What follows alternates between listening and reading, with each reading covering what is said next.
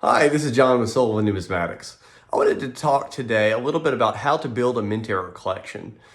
There's all kinds of ways to collect mint errors, but the first thing you have to do is determine what is your budget. Because if you don't know how much you can spend, you don't know how much you can collect and what error series or type is best suited for your budget. So once you've determined how much you'll be able to spend in a year on your error coin collection, the next thing is to determine what error types and what coin series you like the best. So for example, you may collect Lincoln cents that are struck off center, or you may collect off metals, and you may decide, I want to collect off metals from cents to nickels, dimes, quarters, and dollars. Whatever you like, that's what you should collect.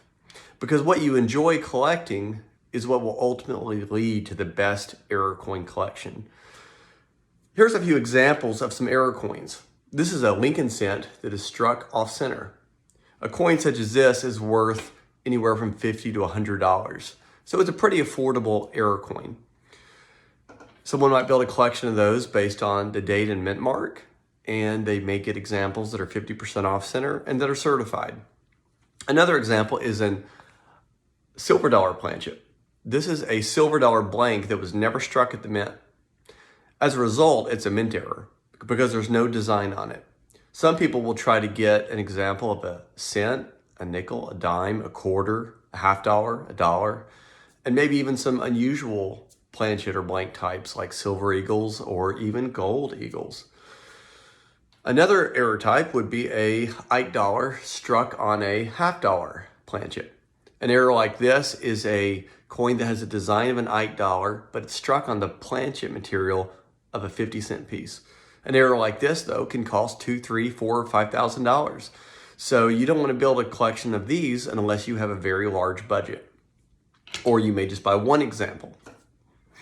Another error type is a off-center, but this one's on an Ike dollar. An Ike dollar off-center is quite rare.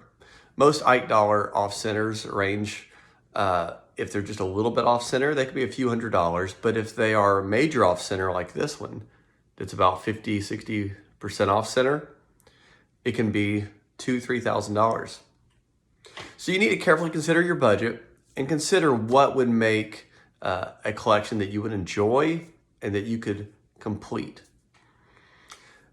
The next thing you should think about is, do you want them certified or not? You can buy a mint error coin in a PCGS, NGC, Annex, and there's other grading services as well. And you have to determine, do you need them certified or not? In general, if you don't know how to authenticate an error coin and know how to grade one, I would highly recommend buying any coin that's worth over $100 or $200 certified. That way you know it's authentic, or at least it's most likely authentic. And you also know that the grade and the quality of what the error type is properly described. Now, grading services aren't perfect. Sometimes they make a mistake, but you are 99% likely to have a generally well-described, accurately graded, and properly attributed error coin if it's in a reputable third-party grading service holder. But that doesn't mean you shouldn't do your due diligence as well. Look at the error coin, consider it, think, does this error coin make sense based upon what the grading service is calling it? And one more thing you should consider is the condition. Do you want to buy an error coin that's mint state, or can it be circulated? Now, a circulated coin is one that has some wear on it. It was in circulation for a while.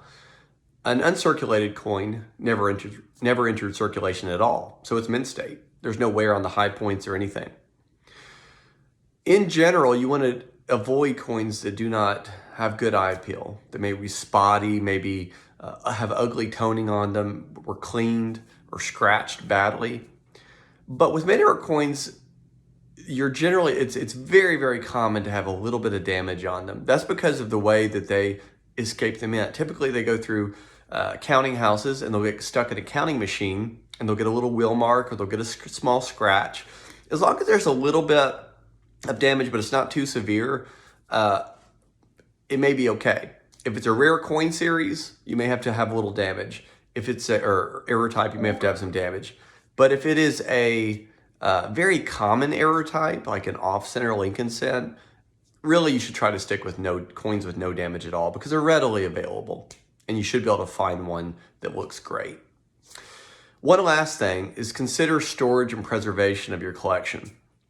You don't want to store your coins in what are called PVC flips. These are coins made of vinyl. They have plasticizer in them. And that plasticizer will leach out over time and damage your coin.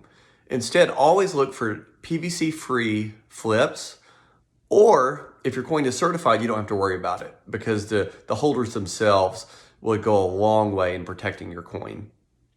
Also consider to store your collection in as dry and stable environment as possible. You don't want big temperature fluctuations, and you also don't want a humid environment. Humidity will often result in spots or toning or corrosion to your coins over a period of years. Safe deposit boxes, for example, are not really the best place to store coins, even though they're very popular because of the safety aspect. But most of all, make sure you enjoy your collection and pick one that you will always pick coins you appreciate over time. Pick coins that are within your budget so that you don't overspend, and build a collection that you know you'll be happy with in years to come as you build it and get to appreciate what it is. Thank you so much.